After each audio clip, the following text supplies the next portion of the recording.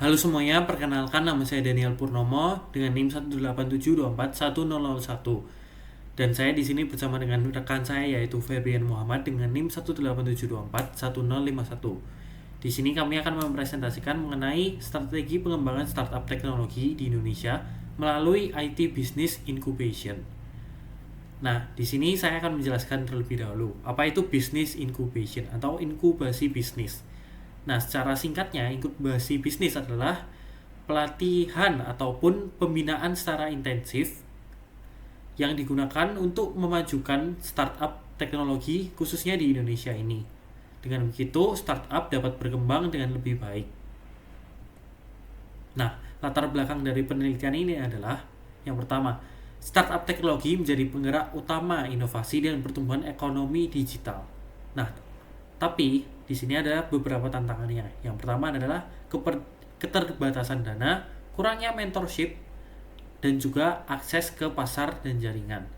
Nah, di sini solusinya adalah IT Business Incubation sebagai pendampingan strategis dalam membangun dan mengembangkan startup.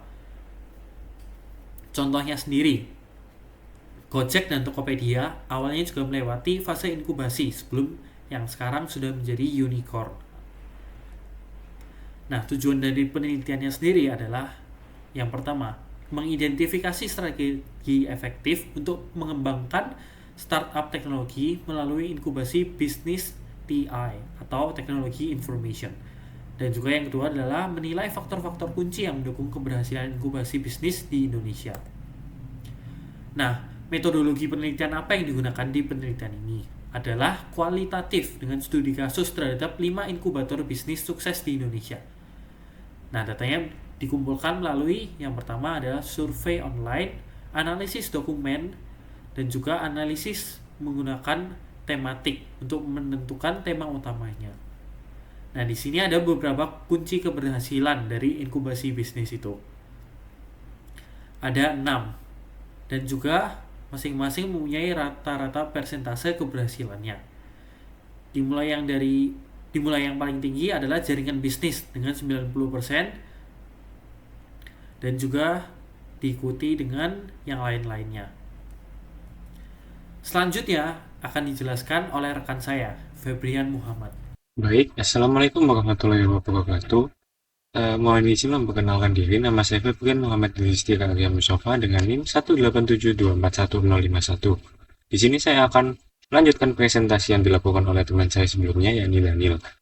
Di sini saya akan melanjutkan ke slide berikutnya, yakni strategi utama. Yang pertama ada akses pendanaan. Membantu startup mencari investor, dukungan finansial dari pemerintah atau swasta. Contohnya, startup seperti Traveloka dan Bukalapak mendapatkan pendanaan dari venture capital setelah melalui tahap inkubasi. Yang kedua, ada bimbingan mentor, transfer pengetahuan langsung dari praktisi. Contohnya, program Startup Studio Indonesia memberikan bimbingan intensif dari mentor berpengalaman. Yang ketiga ada jaringan bisnis, dengan membuka peluang kolaborasi mitra strategis dan untuk membuka pasar baru. Contohnya, hubungi.id dan Ideku merupakan platform yang membantu startup menjalani koneksi bisnis. Yang keempat, infrastruktur yang memadai, fasilitas fisik dan teknologi untuk uji coba produk inovasi. Contohnya, CoHive, WeWork, dan Impact Hub yang menyediakan ruang kerja bersama dan fasilitas teknologi untuk startup. Yang kelima, kolaborasi akademik.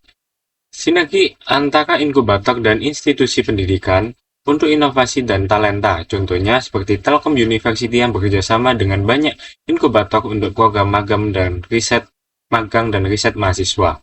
Yang terakhir, dukungan kebijakan pemerintah. Pemerintah dapat mendukung startup dengan memberikan intensif pajak, regulasi yang ramah startup, dan program-program pendanaan.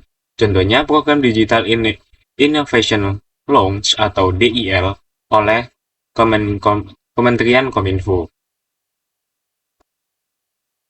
Slide selanjutnya yakni kolaborasi multipihak.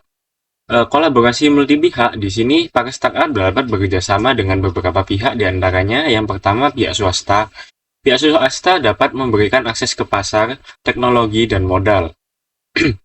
Selanjutnya, dapat bekerjasama dengan pemerintah. Pemerintah bisa menyediakan regulasi yang intensif dan dukungan kebijakan yang seperti saya jelaskan pada slide sebelumnya tadi. Yang terakhir ada akademisi.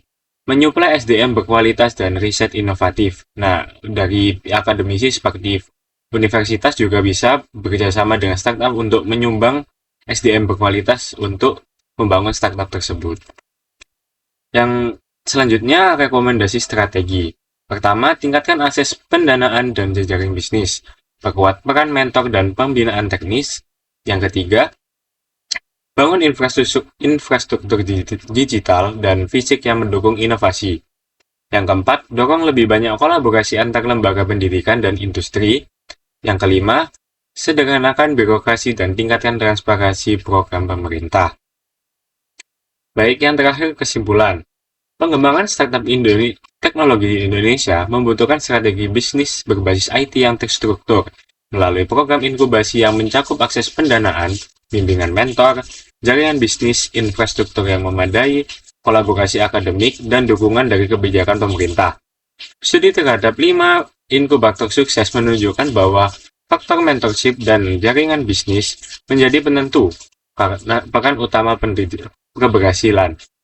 Oleh karena itu, kolaborasi antara pemerintah, swasta, dan institusi pendidikan sangat penting untuk menciptakan ekosistem startup yang inovatif, berkelanjutan, dan mampu bersaing di pasar global. Baik, berikut daftar pustaka yang kami gunakan. Cukup sekian presentasi dari kami berdua, kurang lebihnya mohon maaf. Saya ucapkan terima kasih apabila sudah mengikuti presentasi kami dari awal hingga akhir. Wassalamualaikum warahmatullahi wabarakatuh.